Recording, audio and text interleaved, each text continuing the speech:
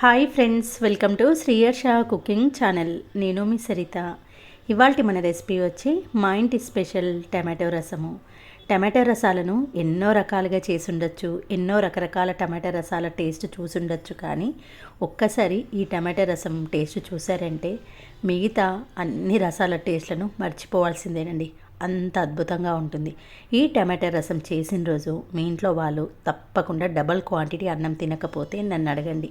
అన్నాన్ని తినరండి, దీన్ని పోసుకొని జుర్రుతారు, అంత కమ్మగా ఉంటుంది. మరి ఇంతగా చెప్పడం ఎందుకు, చేసి చూపిస్తా పదండి.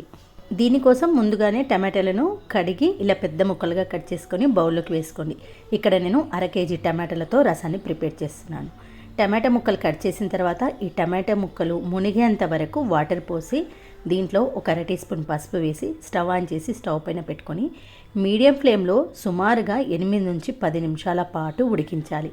చూడండి, 8 to 10 మినిట్స్ తర్వాత ఇలా దానిపైన ఉన్న లేయర్ సపరేట్ అయ్యి గుజ్జులా అవుతుంది. ఈ స్టేజ్లోనే స్టవ్ ఆఫ్ చేయండి. అలా అయితేనే రసము ఎక్కువ క్వాంటిటీలో వస్తుంది. చూడండి, ఇలా మెత్తగా అయిన తర్వాత స్టవ్ ఆఫ్ చేసి పూర్తిగా చల్లారిన తర్వాత ఇలా గట్టిగా దీని నుంచి పిసుకుంటూ రసాన్ని సపరేట్ చేసుకోవాలి. ఇలా ఒకసారి పిసికిన తర్వాత దీన్ని స్టెయినర్ పెట్టేసుకొని రసాన్ని ఆ గుజ్జును సపరేట్ చేయండి.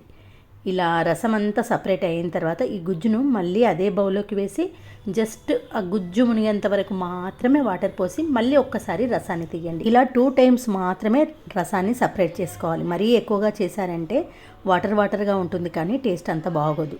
చూడండి, ఇలా 2 సార్లు టమాటా రసాన్ని సపరేట్ చేసిన తర్వాత రసం అనేది ఇలా పల్చగా నీళ్ళలాగానే ఉండాలి.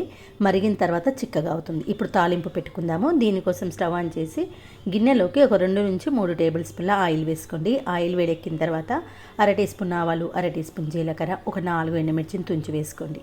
తర్వాత చిన్న సైజు ఉల్లిపాయను పొడుగుగా కట్ చేసుకొని 1 నిమిషం పాటు ఫ్రై చేయండి. ఉల్లిపాయ ముక్కలు కొంచెం ఫ్రై అయిన తర్వాత దీనికి సరిపడా 8 పచ్చిమిర్చిని పొడుగుగా కట్ చేసి వేసుకోండి. పచ్చిమిర్చి కొంచెం వేగిన తర్వాత కొత్తిమీర, 1/2 టీ స్పూన్ పసుపు, ఫ్రెష్గా నూరుకున్న 1 టీ స్పూన్ అల్లం వెల్లుల్లి పేస్ట్ వేసి మరొక 30 సెకండ్స్ పాటు ఫ్రై చేయండి. పచ్చిమిర్చి ఇలా చక్కగా ఆయిల్లో వేగాలండి. అలా అయితేనే మనము తినడానికి కూడా బాగుంటాయి. ఇలా ఉంటాయి. ఇలా పచ్చిమిర్చి వేగిన తర్వాత మనం తీసి పెట్టుకున్న రసాన్ని ఇందులోకి యాడ్ చేసేసేయండి. టమాటా రసము మనము స్టార్టింగ్ పోసినప్పుడు ఇలా ఉంటుంది, కానీ ఒక 5-6 నిమిషాలు మరిగిన తర్వాత చిక్కగా అవుతుంది. మరి పలుచగా ఉంటే కూడా రసం అనేది అంత టేస్టీగా ఉండదు. ఈ స్టేజ్లోనే ఒకసారి కలిపేసేసి దీనికి సరిపడా ఉప్పు వేసుకోండి. ఇక్కడ నేను 2 చెంచాల వరకు సాల్ట్ వేస్తున్నాను. అయితే టమాటా రసము మా ఇంటి స్పెషల్ అని చెప్పాను కదండి. మా ఇంటి స్పెషల్ ఏంటంటే ఈ పువ్వు వేయడమేనండి. దీన్ని రాతి పువ్వు, రాక్ ఫ్లవర్ అంటారు. ఈ రాతి పువ్వు కొంచెం వేసి చూడండి, అసలు ఆ రసానికి ఎంత కమ్మటి రుచి వస్తుందంటే అంత కమ్మగా వస్తుంది. ఈ పువ్వును ఇలా మరిగేటప్పుడు కానీ తాలింపులో వేసినా కూడా బాగానే ఉంటుంది.